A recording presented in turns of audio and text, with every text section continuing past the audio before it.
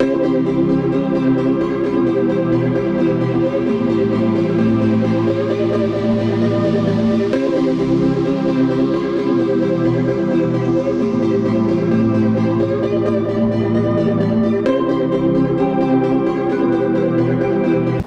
वालेकुम वीवर्स, आपके साथ आपकी खिदमत में हाजिर हूँ। प्रोग्राम 10 मिनट्स लेके आज अच्छा टाइम मैंने बढ़ाया थोड़ा।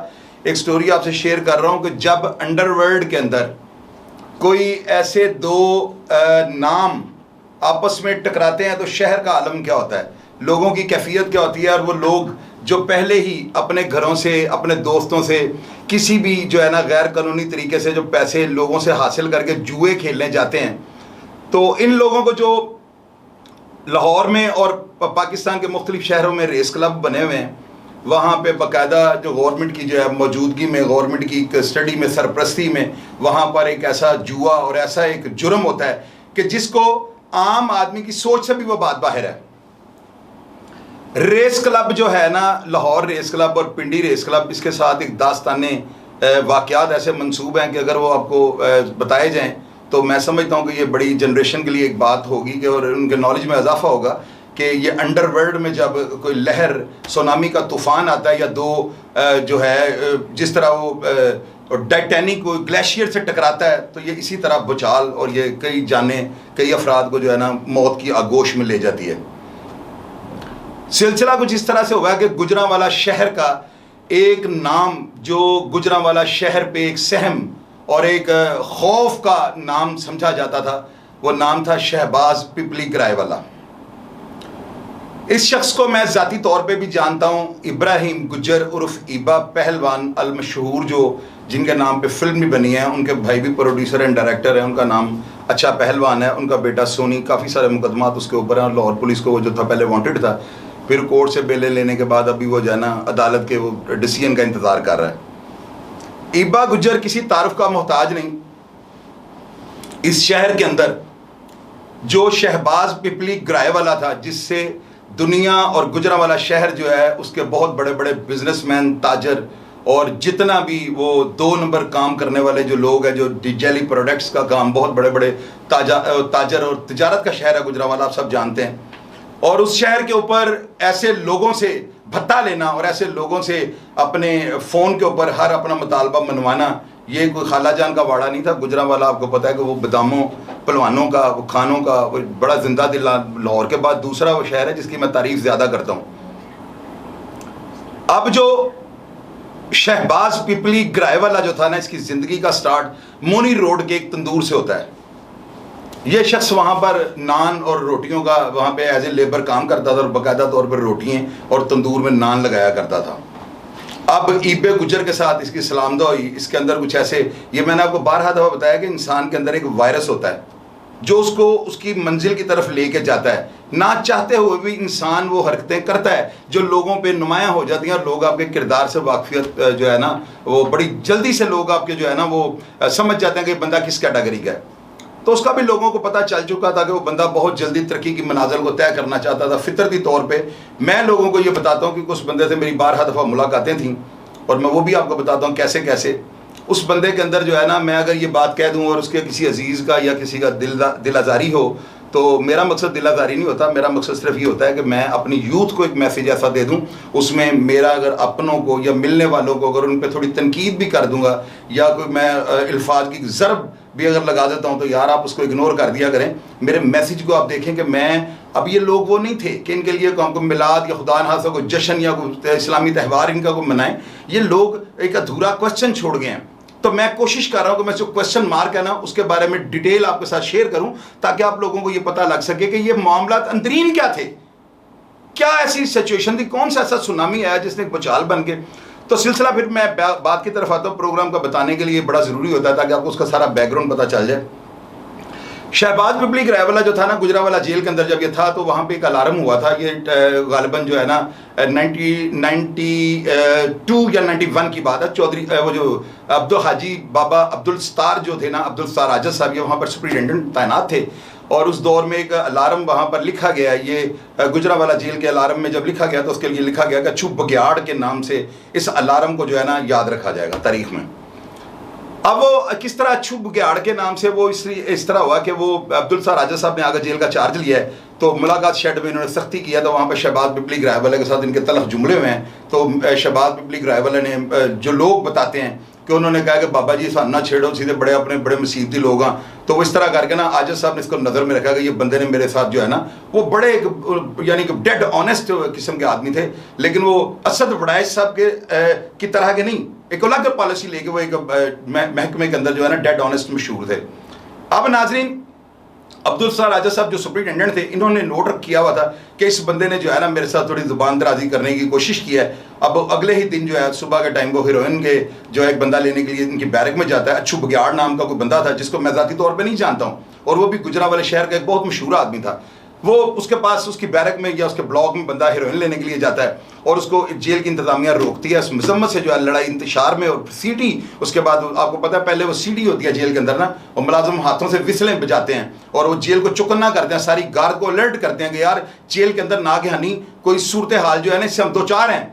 फिर इसके बाद अगर बाहर जो बुर्जों पे मुलाजिम खड़े थे उनके पास विसल होती है जो ड्यूटी के दौरान उन्हें दी जाती है, उसके बगैर वो बुर्ज पे नहीं चढ़ सकते, वो विसलें ऊपर से बजाते हैं। जेल को रेड अलर्ट किया जाता है और अंदर एक बटन होता है, जब उसको दबा दिया गया तो यूं समझ लें कि एटम बम का जो है ना आपने पिन उसकी खींच दी, या एटम बम का जो है ना बटन दबा दिया और वो पता नहीं जाकर उसने कहाँ क्या करना है।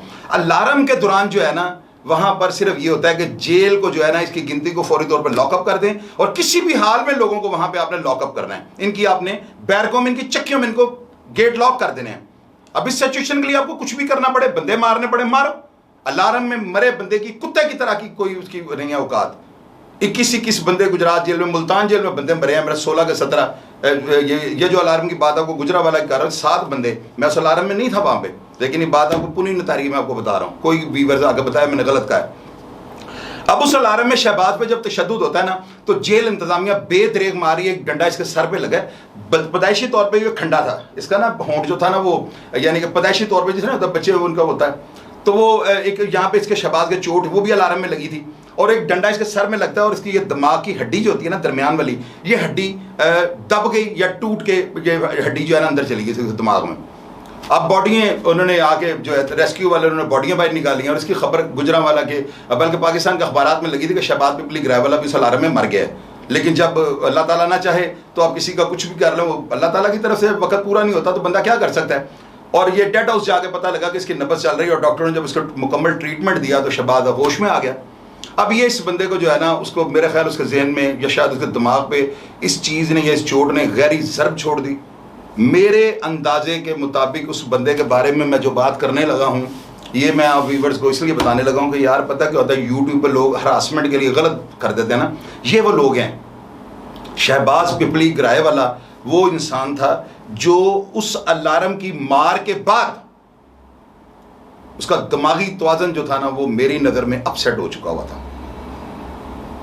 पहले वो उसके अंदर वो जब कोट लखपत जेल में इब्राहिम गुजर साहब को मिलने के लिए आता था, हम भी उससे मिलते थे, और उसके बाद मेरे एक दोस्त आसम भट्ट साहब है, उनके साथ उसका मामला हुआ, तो वो उसमें वो मेरे पास डायरेक्ट आया किसी मामले के, तो एक राशिद भट्ट वहाँ पे इंस्पेक्टर थे, तो शहबाज ने मेरी बहुत ऑनर की थी ना आसिम भट्ट साहब वाले मामले में। तो मैं चूँकि उस बंदे को ज़ाती तौर पर जानता था, वो बंदा ज़हनी तौर पर जो था ना जल्लाद बन चुका हुआ था। कुछ कहानियां उसके नाम के साथ मंसूबे हैं कि वो बंदा यानी कि पैसे लेके सपारियाँ लेके बंदों को मारता था। कुछ लोग ये भी कहते हैं कि उसने पुलिस की वर्दियाँ पहनकर उसने पिंडी पट्टियाँ से या पाकिस्तान के दूसरे जो अजला हैं वहाँ से बंदे उठाए हैं और उनके पेट चाक करके उनकी बॉडियों तक जो है दरियाओं में बहा दिए हैं। लोग ये भी बात सुनाते हैं कि झेलम के इलाके में उन्होंने किसी घर के को 11-12 अफराद को उन्होंने पेट चाक करके उन्हें दरिया में फेंका है, और वो आपस में बातें कर रहे हैं, और आपको पता है कि ये बातें इसी तरह वायरल होती है, आखिर वो वहाँ पे पहुँच जाती है जहाँ पे उन्होंने पहुँचना होता है।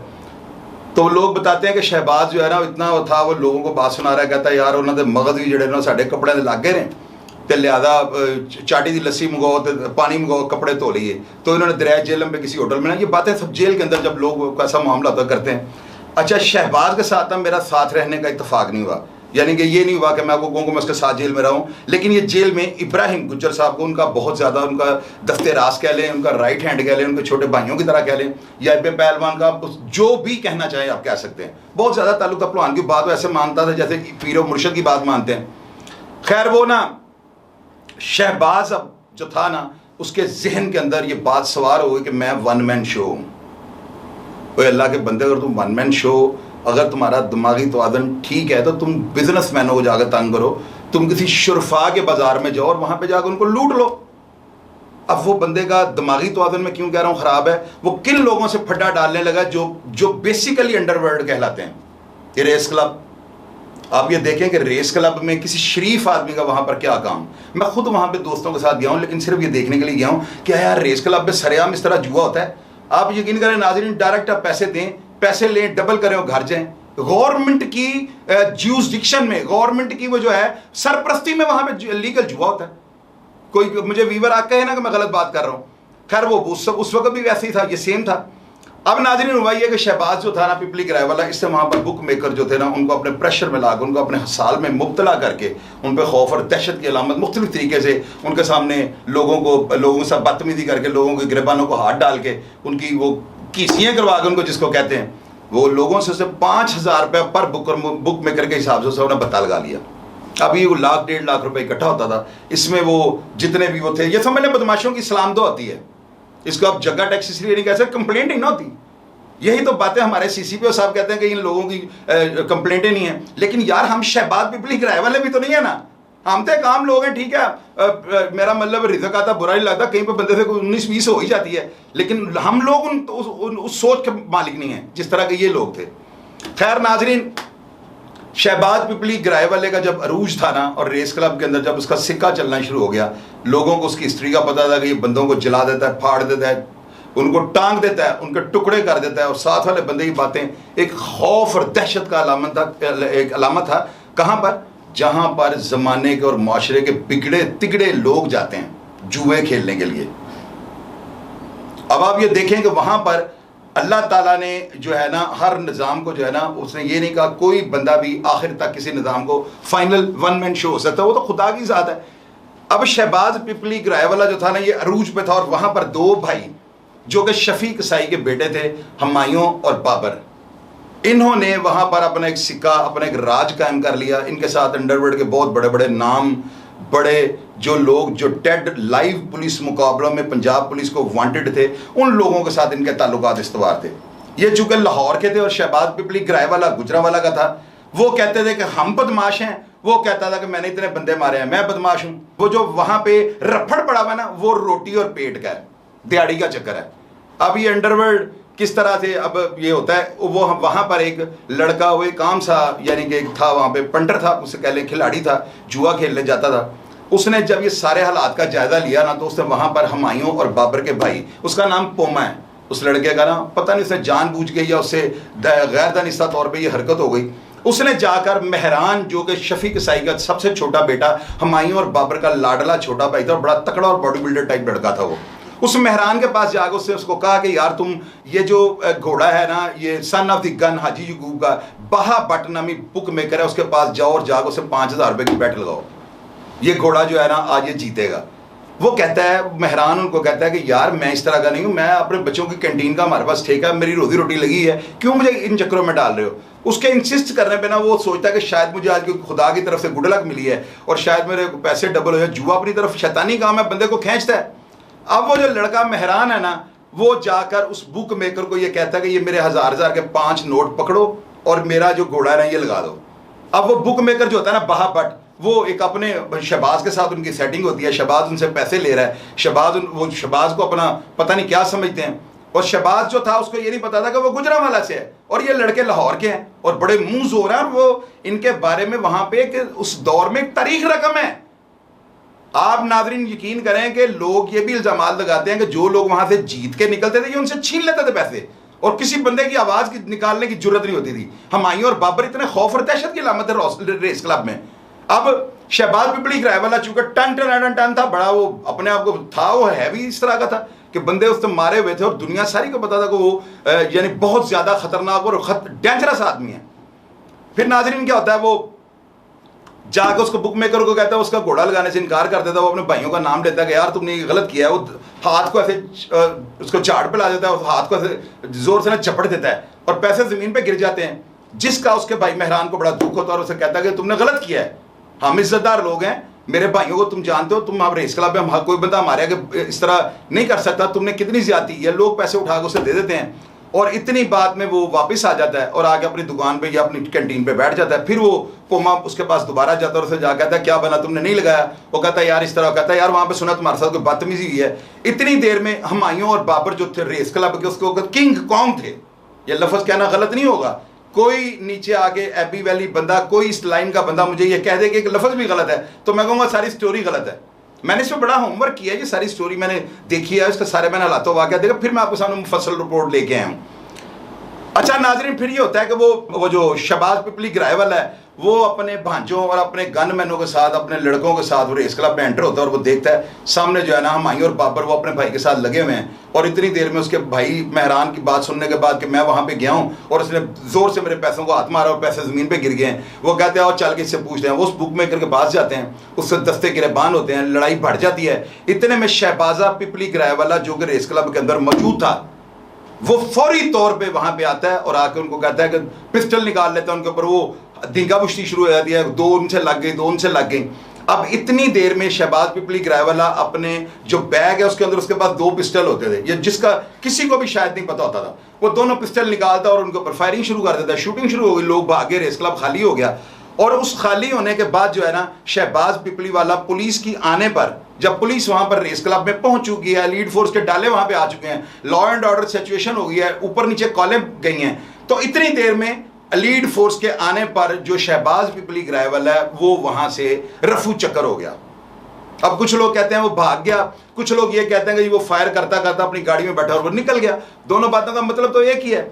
अब वहां पर लोगों ने क्लैपिंग की, लोगों ने उनको बजाय इसके कि वो कहते हैं कि ये अच्छा काम नहीं हुआ, एक ऐसी जगह पे जहां पर चलो जो भी है लोग अपना रिजक कमाने गए हैं, जो भी है बुरा रास्ता है तो गवर्नमेंट की सरपरस्ती में हो रहा है तो गवर्नमेंट जाने और गवर्नमेंट का काम जाने, हम क्यों बुरे बने। तो वो वहां पर उन लोगों के वो जो कंडेम्ड उन्होंने किया है शहबाज के साथ, जो उन्होंने रवैया इख्तियार किया, जो फायरिंग है, जो भी मामला हुआ है, लोगों ने क्लैपिंग कर दी। अब उस क्लैपिंग जो है ना उसका नतीजा क्या निकलता है कि वो रेस क्लब में 1 मैन शो हो जाते हैं। आप यकीन करें जिस बुक मेकर को उन्होंने कॉल किया और जो उन्होंने कहा है, रेस क्लब के अंदर उनकी अजारादारी बन गई। अब इतने में जो है वो मामला इनका जो है वो इसी तरह चल रहा होता है और वो चौधरी शफकात जो SSP लाहौर थे उनका स्टाफ जो है उनमें आजम खान, उनके अंदर स्टाफ में वो जो जावेद विरक साहब थे, वो SHO शफीकाबाद थे, उसमें बशीर नियादी, ये सारी टीम मिलके जो मेहरान इनका छोटा भाई होता है उसके पीछे चढ़ जाते हैं। लोअर माल थाने से की तरफ से वो जो शफकात साहब के ऑर्डर होता है कि किसी भी सूरत में इनको पकड़ लो, ये जो है ये टारगेट किलिंग कर रहे हैं, पत्ता लेके लोगों को मार रहे हैं, जगह टैक्स ले रहे हैं, डकैतियां कर रहे हैं। उसमें काफ़ी सारे मफरूर और उनके भाइयों के नाम थे। अब ये टीम जब इनको पकड़ लेती है, पकड़ दकड़ का सिलसिला शुरू हो जाता है, तो भाटी के जमशेद छेदी, उसकी जो शफकात साहब के साथ बड़ी अच्छी सलाम दुआ थी, वो उनको सिफारिश करता है। तो वो कहता है कि जिस तरह से भी है इन बच्चों को एक मौका दें। मामला जो है वो जो सारी दुनिया को पता है कि भाटी वाले छेदी के साथ जो शफकात साहब का ज़ाती ताल्लुक था, बड़ी रिस्पेक्ट करते थे, कोई पैसों का लेन देन नहीं हुआ और इसकी मेहरान की जो है ना जान छूट जाती है। अब जब ये छूट के बाहर आता है तो इसके भाइयों को खतरा होता है कि कहीं हम अरेस्ट ना हो जाएं। अब वो अपने दिफा में ना कभी इधर तो कभी इधर, कभी इधर तो कभी इधर। आपको पता है कि जब इस तरह के मसाइल या मामला तो इनको लिंगर ऑन करने के लिए आपके पैसे लगते हैं। पुलिस वालों को इतना पता लग जाए ये फलां फलां है, उस हिसाब से आपका रेट मार्केट में मुकर्रर हो जाता है। इनके पैसे इनसे ख़त्म हो गए। अब जब बंदा फांग हो जाता है और बंदा इस फील्ड को, उसके लिए सर्वाइव करना बहुत मुश्किल हो जाता है। अब वो जो शशकले जो जिंदगी में ना ओए पानी ले आई, ओया चीज़ दें और टिशू पढ़ाई, 10-10 नौकर रखे हुए हैं, जब ये शशकले जाते देखते हो ना, फिर आप ट्रैक से उतरते हो।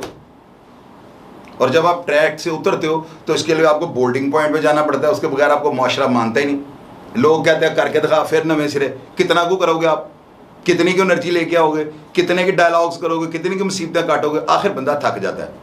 अभी इसी दौरान जो है ना शहबाज पिपली ग्राइवाला, वो उसके साथ इनका मामला चल रहा है और उस लाहौर के जो ख्वाजा अकील भट्ट साहब हैं और बहुत बड़े बड़े नाम, ये मोहसन भाई रिवाज गार्डन वाले, इनका बहुत अच्छा किरदार है। इन्होंने उनकी आपस में जो है ना दादा साहब जो है ले जाके इन सब की सुलह करवा दी। अब उस सुलह के बाद जब ये शहबाज वगैरह इनकी सुलह होती है कि जी मामले को सॉल्व आउट करो और आपस में मिल के खाओ या इंतशार ना डालो, इससे गवर्नमेंट को मौका मिल जाएगा, जिस तरह ये वडेरे और समझदार लोग सुलह या जो कर देते हैं। अब उस सुलह के बाद नाजरीन क्या होता है, ये मामला इनका अलहदा हो गया, पुलिस इनके पीछे है, इनके पुलिस के साथ मामला चल पड़े, इसमें साल का एक गैप आ जाता है। अब उस गैप के बाद अब इस जो साल का गैप जो उनको मसाइब ने और मुख्तलिफ मामलात ने, और ख़ास करके CIA की ऐसे मदर इकबाल जो उस वक्त था, और वो आज भी महकमा पुलिस में एक बहुत ज़्यादा कारकर्दगी वाला पुलिस ऑफिसर गिनाया जाता है, ये मज़र इकबाल जो है वो उनको जो है ना एक दर तिगनी का नाच नचा देता है। उनको वो इतना मजबूर कर देता है कि ये बिल्कुल जो है ना हैंड टू माउथ आ जाते हैं कि जब भी दो अफराद की दुश्मनी जन्म लेगी ना, तो उसमें बहुत सारे अफराद जो है ना वो शामिल हो जाएंगे और वो ना चाहते हुए भी लुकमा उजल बन जाते हैं। ये मेरी बात आज की याद रखिएगा आप। मैं जो बात आपको कहूँगा, आपको मिसालें ऐसी सुनाऊंगा, उन मिसालों को सुनने के बाद आप उसका नतीजा यही निकालेंगे कि शोई साहब जो बात करते हैं बिल्कुल रियलिटी भी होती है। अब उन्होंने जो है अपना नुकसान पूरा करना था, जिस तरह जेलों में जाते हैं लोग अपना सब कुछ पुलिस को दे लुटाते हैं, फिर वो ज़्यादा अग्रेसिव होकर मार्केट में आते हैं। ये एक बाज़ार है, जुर्म की दुनिया की एक नुमाइश है, जहाँ पर हर बंदा जो है ना उसको उसके फॉलोअर्स को देखा जा रहा है कि इसको लोग कितना फॉलो करते हैं, लोग इसको कितना पसंद, और इसी हिसाब से मार्केट बाज़ार में उस बंदे की रेटिंग होती है। अब शहबाज शरीफ पिपली वाला जो था वो एक वन मैन शो बन चुका हुआ था। अब एक साल का गैप उसको बहुत ज़्यादा ऊंचे ले जाता है, और तमाम बुक मेकरों को ये पता लग जाता है कि जो तहफ़्फ़ुज़ात का दिफा ये शहबाजा कर सकता है, हमें कोई तंग नहीं करता, और बड़ा एक उसने हजारादारी वहाँ पे कायम कर लिया, गुजरांवाला से उठा लाहौर में से राज कर लिया। इब्बे गुजर के भी वहाँ पर घोड़े थे, और बहुत ज़्यादा बड़े बड़े नाम, सोराब खान, ये इन लोगों को, मियाँ सलीम साहब, ये बहुत ज़्यादा इनके स्टड गिने जाते थे कि इनके अपने बड़े घोड़े और अस्तबल इन लोगों के ना। अब नाज़रीन हुआ होता ही है, हुमायूं बाबर जो है ना हैंड टू माउथ आ चुके हैं, वो सोचते हैं अपने बच्चों की तरफ देखते हैं कि इनके लिए हम क्या करेंगे, और खुदा के बंदे को सीधा काम कर लो। ज़रूरी है कि आपने वही एक शहद की मक्खियों का जो छत्ता है जहाँ पर ज़्यादातर पाए ही जराम पेशा लोग जाते हैं, अब जाकर उनके साथ पंगा लेने लगे हैं।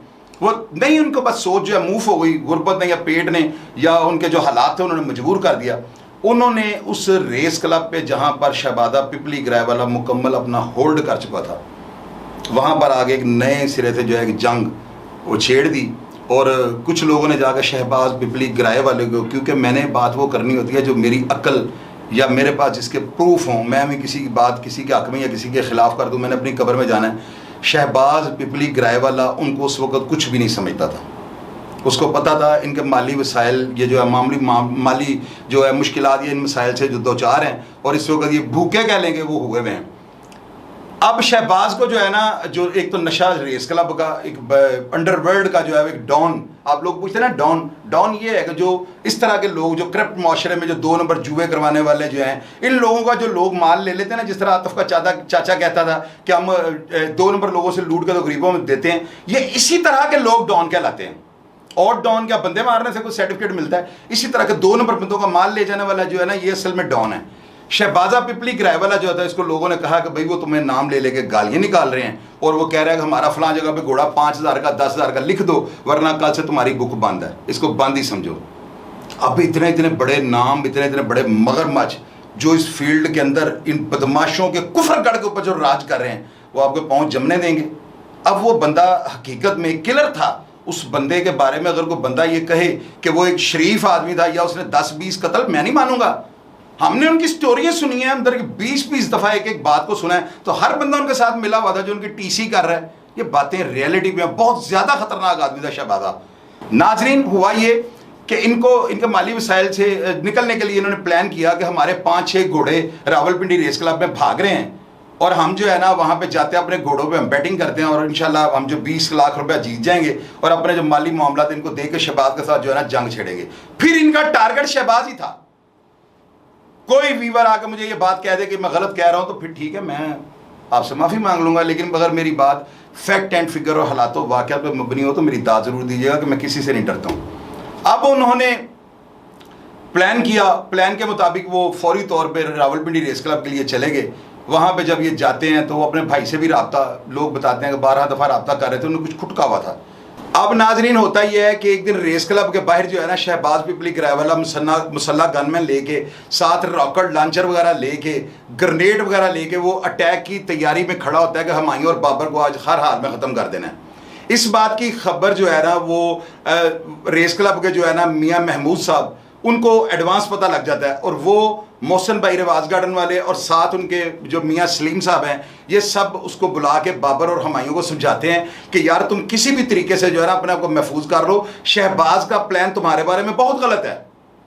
अब खैर वो किसी भी तरीके से वहाँ से उस जगह से निकलने में कामयाब हो जाते हैं। अब वो कामयाब होने के बाद ना उनको पता होता है कि अब हम अपने आप की अगर एक्टिविटी को अगर हम महदूद नहीं करते तो हमें नुकसान पहुँच सकता है। अब वो अपने आप को एक फाइनेंशियली तौर पे एक छिक्का मारने के लिए जो है ना वो एक प्लान करते हैं कि हम रेस क्लब में जाते हैं, हमारे घोड़े वहाँ पे भाग रहे हैं और 5 घोड़े अगर हमारे जीत गए तो 10-20 लाख की दिहाड़ी लगाएंगे, फिर आगे शहबाज के साथ जो है ना लड़ाई करते हैं। समझदार लोग थे, उन्होंने अपनी नज़र में एक सही प्लान किया। अब वो रेस क्लब जब जाते हैं तो वहाँ पर एडवांस इनकी मुखबरी हो चुकी होती है, शहबाज को पता लग चुका होता है। उससे आपको पता है मोबाइलों का दौर था, मोबाइल उस वक्त इतने नहीं था कि भाई आप कहें कि मोबाइल कहाँ से आ गए, मोबाइल थे, किसी भी तरीके से उसको पता लग गया। शहबाज पिपली ग्राहवाला जो है वो वहाँ पे पहले तैयारी में था। ये भाई अपने साथ अपने भाई के साथ मुसलसल राब्ते में थे। मरी से ये रेस क्लब में जाते हैं, जाने के वक्त तक रास्ते में ही अपने भाई से राब्ते में रहते हैं। जब ये रेस क्लब में एंटर हो जाते हैं तो थोड़ी देर बाद वहाँ से किसी शख्स का फ़ोन आता है, वो इनके भाई को, मेहरान को कहता है कि भाई आपके भाइयों की यहाँ पर लड़ाई हो गई है। अब थोड़ी देर बाद उनके घर के बाहर मजमा इकट्ठा होना शुरू हो जाता है और थोड़ी देर बाद उनके किसी कज़न का, किसी रिश्तेदार का फ़ोन आ जाता है कि यार हुमायूं और बाबर इनके साथ लड़ाई नहीं, वो दोनों अब दुनिया में नहीं रहे।